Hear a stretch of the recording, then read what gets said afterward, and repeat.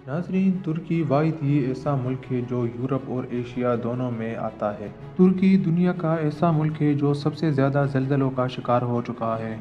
70 सालों में 13 बड़े ज़लज़लों से तुर्की गुजर चुका है, जिनका कॉमन मैग्नीट्यूड 7.1 से 7.8 तक रिकॉर्ड किया जा चुका है। डिस्कवरीज की वीडियोस में आप लोगों को एक बार फिर खुशामदीद।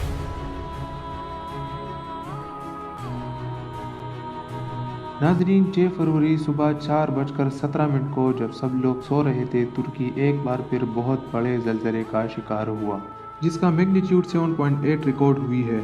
इस जलजले का मरकज़ करामानमरस शहर था, जो मेडिटेरेनियन के रीजन में 3017 किलोमीटर स्क्वायर में फैला हुआ एक शहर है। अर्थक्वेक के पहले 24 घंटों बाद 5200 लोगों ने अपनी जानों से हाथ धो बैठे थे और हज़ारों की तादाद में ज़ख्मी हुए थे। तकरीबन 6000 बिल्डिंग तबाह हो चुकी थी, जिसमें ऑफिसेस, घर और शॉपिंग मॉल शामिल है। तुर्की और सीरिया में अमवात की तादाद 28,000 से गुजर चुकी है। रेस्क्यूअर्स नॉर्थ सीरिया और साउथ तुर्की में अलग अलग होकर सर्वाइवर्स की तलाश कर रहे हैं। इस नेचुरल डिजास्टर में United Nation aid chief mister Martin Griffith का कहना है कि मुझे लगता है ये इस सेंचुरी का सबसे बदतरीन नेचुरल डिजास्टर है और ये सबसे एक्स्ट्रा ऑर्डिनरी इंटरनेशनल रिस्पॉन्स भी है।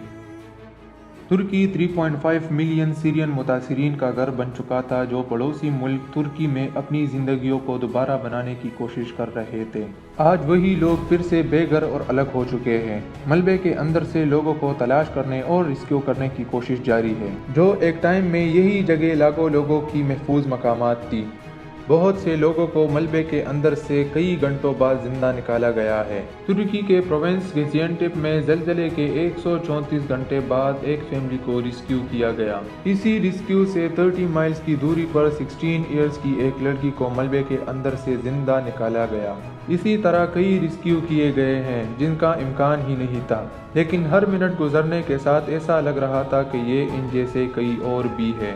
अथॉरिटीज़ ने बाद में अनस्टेबल बिल्डिंग्स को गिराने का काम शुरू किया, जिस पर सीरियन अमेरिकन मेडिकल सोसाइटी से डॉक्टर मीज़ान किवारा ने कहा कि हम इन बिल्डिंग्स को ज़्यादा देर तक यूज़ नहीं कर सकते, शायद कई घंटों तक या कल तक।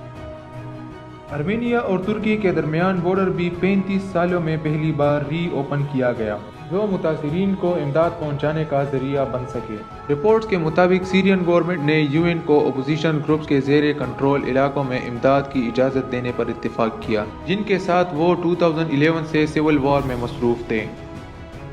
इनिशियल अर्थक्वेक के बाद तकरीबन 60 आफ्टर शॉक्स रिकॉर्ड हो चुके हैं, जिसमें एक मेजर क्विक भी रिकॉर्ड हुई है जिसका मैग्नीट्यूड 7.5 था। ये क्विक इनिशियल अर्थक्वेक के 9 घंटे बाद रिकॉर्ड किया गया, जो 95 किलोमीटर तक महसूस हुआ था। तुर्की में 1939 से लेकर अब तक का ये सबसे ताकतवर जलजला था। 1939 में तुर्की ऐसे ही जलजले का शिकार हुआ था, जिसमें तकरीबन 30,000 लोग मर गए थे। इस मैग्नीट्यूड के जलजले बहुत कम आते हैं। हर साल दुनिया में कहीं भी 5 से कम ऐसे जलजले आते हैं। पिछले 23 ईयर्स में तुर्की 7 ऐसे जलजलों का शिकार हो चुका है, जिसका मैग्नीट्यूड 7.0 से ज्यादा रिकॉर्ड किया गया है, लेकिन ये अब तक का सबसे खतरनाक जलजला था।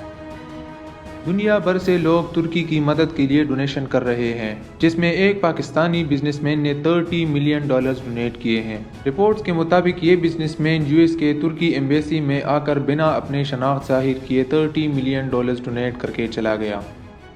तुर्की प्रेसिडेंट तैयब एर्डोगन ने अपने ट्वीट में कहा कि हम जलजले से मुतासिर होने वाले 10 सूबों में अवामी ज़िंदगी को मुतासिर करने का इलाका करार देते हैं। रेस्क्यू और सर्च ऑपरेशंस के लिए और तेज़ी से की जाने वाली कोशिशों के लिए हमने इमरजेंसी हालात का ऐलान करने का फैसला किया है।